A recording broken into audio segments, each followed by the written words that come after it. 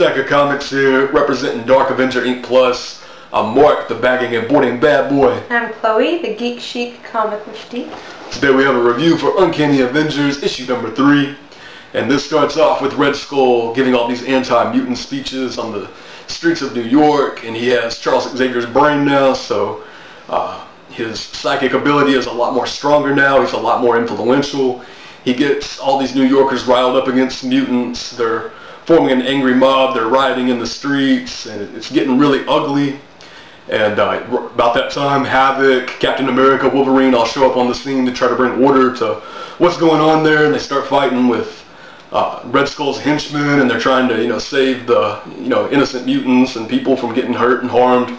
And they're battling there. And you see, of course, Cap has appointed Havoc as the leader of the Uncanny Avengers, but you see Cap start struggling with leadership control, and he has a lot of leadership issues, and he's kind of questioning what Havoc's doing, and Havoc puts him in his place. He's like, look, you appointed me to be the leader of this team.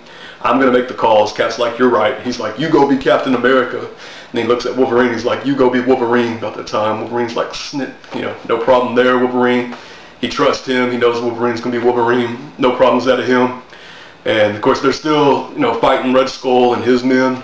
About that time, Thor shows up on the scene and comes in so awesome, just falls out of the sky, classic Thor style. Like lightning, you're like, Thor! Yes, it's epic. Right there. That part was really cool.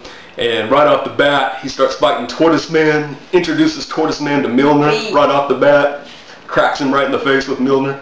I love in that too, how he's like, no human or no earthly man can defeat me, and he's like, guess what, sucker, I ain't from Earth. Oh, bam! It's great. I love that. That was awesome. And but shortly after that, unfortunately, Thor kind of gets compromised by one of Red Skull's men, Honest John, who can come across, the way he speaks to you, he can come across as the most influential person in your life, which in Thor's case was Odin. So he deceives Thor into joining their cause, as Thor thinks it's Odin telling him to hook up with Red Skull, link up with them and what they're doing and everything. And just a really solid issue overall. I love the, some things were, I'm telling you all the good things about it.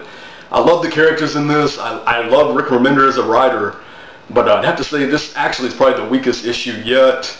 I love how it has the classic, mutant and human relations struggle, and I like how the Avengers are stepped in, are lending a hand to the X-Men with their, their issues and their problems with that.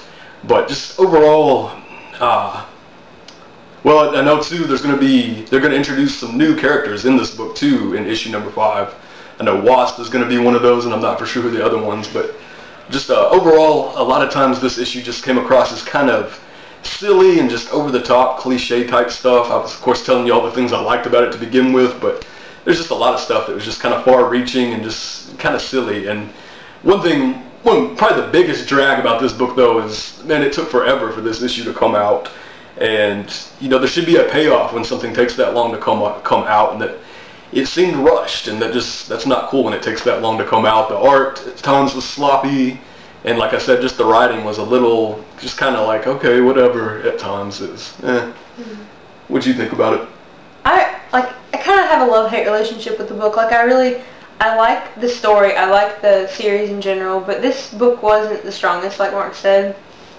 I know that there are some points, I did love the battle between Turtle Guy and Thor. That was great. I loved that. But then when Thor was compromised, it was kind of like, you're like, what? Because it's just one of those moments where you're like, really, Thor? And then with Captain America, I loved seeing them trying to convince him there's something going on there.